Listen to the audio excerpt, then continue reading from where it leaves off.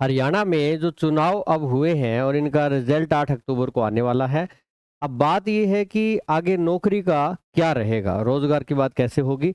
इसमें देखा जाए तो ये डिपेंड पहले बहुत कुछ करता है कि सरकार किसकी बनती है, क्योंकि सरकार की अपनी नीतियां होती है, अपनी पॉलिसी होती है, अपनी प्राथमिकताएं होती है। सरकार की बात करें तो जैसे दो खेमे हैं, एक बीजेपी, एक आईएनसी। बीजेपी की संभावनाएं जो हैं वो नज़र नहीं आ रही हैं, जैसा कि एग्जिट पोल दिखा रहे हैं, जनता का रुख दिखा रहा है, उस हिसाब से संभावनाएं नज़र हर किसी को नहीं आ रही है, ये सभी लोग मान रहे हैं। कांग्रेस की प्रबल संभावनाएं आ रही हैं कि वो आगे सत्ता में आएगी। बीजेपी में क्या है कि अगर आती है, जैसे कि संभावनाएं है ही नहीं, अगर चमत्कार कुछ हो जाए तो यहाँ भर्तियां कैसी रही हैं, यहाँ भर्तियां लटक लटक कर हुई हैं। इसके कारण ये रहे कि कुछ पॉलिसियां गलत बना ली गई, जैसे कि हो सकता है उस टाइम सही लगा हो और साबित वो गलत हो पाई, उनके रिजल्ट गलत निकले। जैसे कि सोशो इकोनॉमिक के नंबर दिए गए थे, कहीं पे 2.5, कहीं पे 5 नंबर, अलग अलग क्राइटेरिया को लेकर। किसी के फादर नहीं है, मान लो कोई गरीब है, कुछ भी, उसका फायदा भी हुआ कुछ बच्चों को। तो समाज सरकार ने कल्याण का सोचा भी था, पर इम्प्लीमेंटेशन उसका सही से नहीं हो पाया। किसी गलत कैंडिडेट को नंबर मिल गए, सही रह गया, वो कोर्ट में चले गए। कोर्ट में जैसे ही गए तो भर्तियां लेट हो गई, पूरी नहीं हो पाई। दूसरा, सीईटी जो करवाया था, सीईटी करवाया इसलिए था कि एक बार में बच्चों को एलिजिबल कर दे और उसके बाद हर भर्ती के लिए बार बार पेपर ना लेना पड़े, मेन एग्जाम ही लेना पड़े, तो कैंडिडेट की संख्या कम हो जाएगी। पर इसमें भी बहुत सारे दिक्कतें रही, बच्चों का विरोध प्रदर्शन भी रहा कि शुरू में ऐसा बताया नहीं थी कि 4 गुना लेंगे, और उसके बाद स्थितियाँ खराब होती गई आगे से, उनमें भी कोर्ट केस बहुत सारे हुए। तो यहाँ पे मतलब कोर्ट में ही रही मोस्टली भर्तियाँ, कुछ भर्तियाँ पूरी भी हुई, बच्चों ने ज्वाइन भी किया। अब आ जाते हैं आईएनसी पर। आईएनसी पे एक स्लोगन जो है वो बहुत ज़्यादा तैर रहा है, पर्ची खर्ची। ये एक तरह से टैग वर्ड आप सुन सकते हो, और इसका संबंध कोई जो विचारधारा में किससे ही कहे, मैं किसी विचारधारा से जुड़कर नहीं कह रहा हूँ। ये आप इंटरनेट पे देखेंगे तो पर्ची खर्ची जो टैग वर्ड है वो आईएनसी से ही जुड़ा हुआ है। ठीक है, क्यों जुड़ा हुआ है, मैं एक अपना एक्सपीरियंस बताता हूँ। हरियाणा में मैथ्स टीचर की जो बीएड बेस पर टीजीटी की भर्ती होती है वो निकली थी 2009 में, जो 2011 में जाके पूरी हुई थी।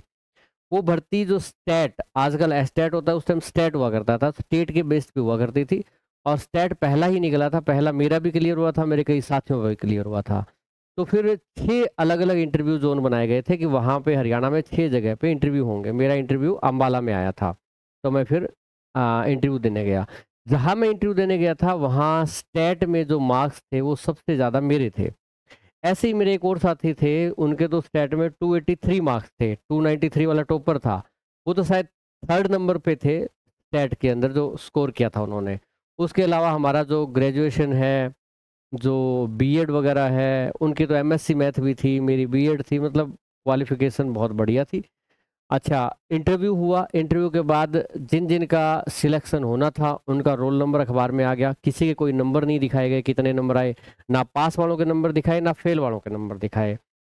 क्या मिला, कोई क्राइटेरिया वगैरह नहीं दिखाया गया। और उसके बाद रिजल्ट आ गया। रिजल्ट आता है इसका 7 जनवरी 2011 को, क्योंकि ये डेट मुझे अच्छे से क्यों याद है, क्योंकि इस दिन मेरे 2 रिजल्ट आए थे। 7 जनवरी 2011 सुबह आपका इसका रिजल्ट आता है। मैं एमडीयू रोहतक में था, वहाँ पे कम से कम 50 बच्चों ने मुझे मिठाई खिलाई थी। और रोहतक था, मैं एमडीयू में एमफिल इकोनॉमिक्स कर रहा था, तो आप समझ सकते हैं कि वहाँ 50 बच्चे मेरे को कैसे मिल गए मिठाई खिलाने वाले यूनिवर्सिटी के अंदर। उसके बाद सिरसा में मैं जिसको भी फ़ोन कर रहा हूँ, जिसको भी उसका नहीं हुआ था। और जब मेरे दोस्त सुनील का नहीं हुआ तो मैं बिल्कुल सिस्टम से ही भरोसा उड़ गया यार, जो टेट में 283 स्कोर कर रहा है और 293 तो टॉपर है, मतलब क्या हो गया ये। उसी की शाम को लेट नाइट 10 साढ़े 10 बजे रिजल्ट आता है एसएससी सीजीएल का। एसएससी सीजीएल में मैं बहुत अच्छी रैंक लेकर, ऑल इंडिया 22 रैंक लेकर पास होता हूँ। इंटरव्यू में मेरे वहाँ पे 100 नंबर का इंटरव्यू था, उसमें से 75 इंडिया में एक टॉपर के थे, नेहा जिंदल नाम, मैं जानता नहीं वैसे उनको, नाम ही देखा था मैंने। और 74 मेरे थे। एक इंटरव्यू मुझे इंडिया में सेकंड टॉपर दे रहा है, एक इंटरव्यू का पैनल, जो एसएससी का पैनल है, चंडीगढ़ में इंटरव्यू हुआ था, पहले इंटरव्यू हुआ करते थे सीजीएल में। और एक पैनल हरियाणा सरकार का है जो मुझे फेल कर रहा है, अच्छी क्वालिफिकेशन होने के बावजूद। दूसरी बात, फरीदाबाद से नीरज शर्मा, नीरज शर्मा इनके कैंडिडेट हैं फरीदाबाद में एक सीट से। और वो ये कह रहे हैं कि 50 वोट अगर आप देते हो तो एक नौकरी की सिफारिश हम करेंगे। ठीक है, ऐसा बयान वो आपने देखा भी होगा, मैंने जोड़ा नहीं है इसमें, बाकी वो अवेलेबल है। ठीक है, दैनिक भास्कर के ऐप पे भी अवेलेबल है, इंटरनेट पे मिल जाएगा आपको। असंध के एक कैंडिडेट है शमशेर सिंह गोगी, जिनको आप एमएलए बनाकर और विधानसभा में भेज रहे हैं आपका भविष्य तय करने के लिए। उनका ये बयान है कि पहले अपना घर भरेंगे, ठीक है। ये स्पष्ट बात है, कोई गलत नहीं कह रहे हैं, लगभग ज़्यादातर लोग ऐसे ही करते हैं, पर इन्होंने स्पष्ट अपनी मंशा जाहिर कर दी। रिश्तेदारों को खुश करेंगे, फिर भाई बंध को देखेंगे, फिर मुझे लगता है आप लोगों की बारी अगर कुछ बचे तो आए। इस हिसाब से ये लग रहा है कि ऐसे होगा। अब आगे चलते हैं, हम बात करते हैं एक हरियाणा शिक्षा भर्ती बोर्ड, जैसे कि अखबार में भी आया था कि हरियाणा शिक्षक भर्ती बोर्ड बनेगा। शिक्षक भर्ती बोर्ड अगर बनेगा तो इसमें जो बच्चे उम्मीद कर रहे हैं कि जो टीचिंग वैकेंसी है, तो टीचिंग वैकेंसी लेट होगी, क्योंकि बोर्ड बनने में ही बहुत टाइम लग जाता है। आप यूपी का एक्सपीरियंस देख रहे हैं, क्योंकि बहुत सारे रूल रेगुलेशन बनाने पड़ते हैं, विधानसभा में पास करना पड़ता है, उसके बाद उसको चेयरमैन है, मेंबर है, पूरा सेटअप बनाना पड़ता है। तो कई महीने तक हम उम्मीद नहीं कर सकते हैं कि टीचिंग वैकेंसी आने की। हालांकि अगर ये अच्छा बोर्ड बनता है तो बाद में अच्छी संभावनाएं हो जाएंगी। दूसरा ये है कि जेबीटी का जो रिजल्ट है, अभी जो 1456 भर्ती निकली थी, वो रिजल्ट आएगा या ज्वाइनिंग होगी या फिर कैंसिल होगी, इसका क्या रहेगा? इसकी मुझे पूरी संभावना है कि लेट बेशक हो सकती है, पर ज्वाइनिंग होगी, रिजल्ट भी आएगा, कैंसिल नहीं होगी। क्यों? क्योंकि अगर इस भर्ती में कोई कमी निकाल सके सरकार, तो फिर इसको कर सकती है। अगर बहुत कोई कमी, इसमें कोई कमी लगती नहीं है, तो मुश्किल है, कोई नियमों के खिलाफ हो, तो हो जाती है। दूसरा बात है कि देखिए, सरकार के 2 पहलू होते हैं, एक मुख्यमंत्री, एक राज्यपाल। आपको पता है राज्यपाल जो इस टाइम क्या है, केंद्र सरकार का होता है, केंद्र में सरकार किसकी है? बीजेपी की है, ठीक है।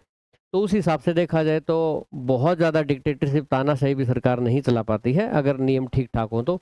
उस हिसाब से मुझे उम्मीद है कि ये भर्ती ठीक से पूरी होगी। जेबीटी रेस्ट ऑफ हरियाणा की वैकेंसी जो नहीं आई है, इसकी उम्मीद ज़रूर होगी। नई सरकार जो है, उसने कई बार बोला है कि भर्तियाँ अच्छी करेंगी, तो ये भर्ती आपकी आएगी। अब ये भर्ती बोर्ड बनाएँगे या नहीं बनाएँगे? भर्ती बोर्ड बनाएँगे तो ये लेट आएगी, भर्ती बोर्ड नहीं बनाते हैं तो आपको 2024 में ही देखने को मिल सकती है, ये इस पे डिपेंड करेगा। इलेक्शन इसमें किसका होगा, वो इस पे डिपेंड करेगा कि ये जो बयान है, इससे कुछ सीख लेती है कांग्रेस पार्टी या नहीं लेती है। क्या पहले वाला सिस्टम ही चालू रहता है कि भई कुछ एक डिस्ट्रिक्ट है, उसमें अपने जो यारे-प्यारे हैं उनको खुश किया जाए, वहाँ वोट बैंक मजबूत रखा जाए, वो जैसा कि रहा है वैसा किया जाए, या फिर पूरे हरियाणा का सोचा जाए और एक छवि बनाई जाए जिसको चैलेंज बीजेपी करती आई है। बीजेपी में ये कमियां तो रही हैं जो लटक-लटक के भर्ती होने वाली, पर ये आरोप पर्ची-खर्ची के जैसे नहीं लगे हैं वहाँ पे, कि वहाँ पे पूरे हरियाणा में नॉर्मलाइज़्ड होके सभी जैसे डिस्ट्रिक्ट से लगे हैं। वैसा अगर हो पाता है तो सबसे बेस्ट कंडीशन वो होगी कि भर्तियाँ टाइम से पूरी हों, ठीक है? एक एग्जांपल मैं दूँगा, असिस्टेंट प्रोफ़ेसर के 2011 में फ़ॉर्म निकले, मैंने अप्लाई किया था। 2010 लास्ट में या 11 में निकले थे। उसका पेपर 2017 में हुआ और बाद में बीजेपी गवर्नमेंट ने जाके लिया। अब सोचने की बात यहाँ पे ये आ जाती है कि अब 6 साल तक बंदा कोई बैठा रहेगा क्या?